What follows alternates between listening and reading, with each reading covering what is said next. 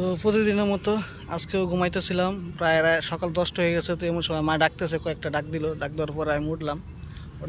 বললাম কী হয়েছে তোমার? কয় উঠ, আজকে তোরা দেখতে হইব। তো আমি বললাম যে আমার দেখতে হইব, আমার দেখতে হইব।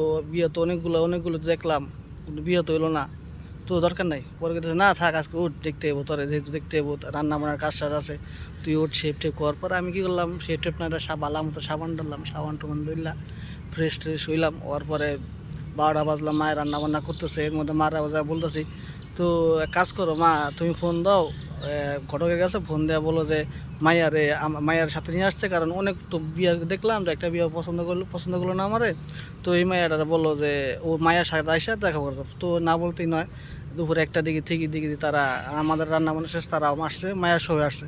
তো আমি ভাবলাম যা, এই ভালো হয়েছে, ঘটনা এন বিশ্বাস হয়ে যাবো। পরে যে মাইয়া পছন্দ করলো, মায়া তো আমার পছন্দ করলো, তো আমি একটু মুচকি হাইসা গেলাম, যাক আলহামদুলিল্লাহ মায়া তো আমার পছন্দ করছে, তো সমস্যা নাই। তো আমিও তো কী করলাম, মায়া যেতে পছন্দ করছে, তো আমরা ঠিক করলাম যে কালকে আমরা আসতেছি, আমাদের মুরব্বি নিয়ে আমরা আসতেছি। তো ঠিক আছে, হেরাতে গেল। দেওয়ার পরে আমি এর মধ্যে বন্ধুদের কিছু টাকা দিলাম বাসর ঘরের জন্য, ফুল আনার জন্য বন্ধুদের, আর কিছু টাকা দিলাম হালকা পাতলা বিনোদনের জন্য। তো ওরা গেল। এর মধ্যে কী হলো, তো আমরা অপরের দিন সকালবেলা রেডি হইয়া শেপ টেপ কইরা পুরা ক্লিন শেপ টেপ হইয়া তো গেলাম। তো যাওয়ার পরে আবার কইতাছি মনে করি জায়গা বিয়ার এবার হয়েই যাবো, কই ঠেকাইতালো না, মায়া যেহেতু পছন্দ করছে আমার, বিয়ার ঠেকাই কেনা। তো এর মধ্যে কী হলো, গেলাম, সবই খাওয়া দাওয়া ঠিক মতো করলাম।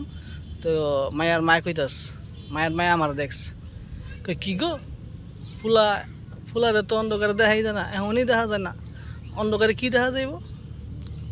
পরে এটা কোনো কথা? আমি কোনো না মরি কথাটা হইন না, মনটা গেলো খারাপ হইয়া। সবাই পছন্দ করলো, মায়ের মায়ে পছন্দ করলো না।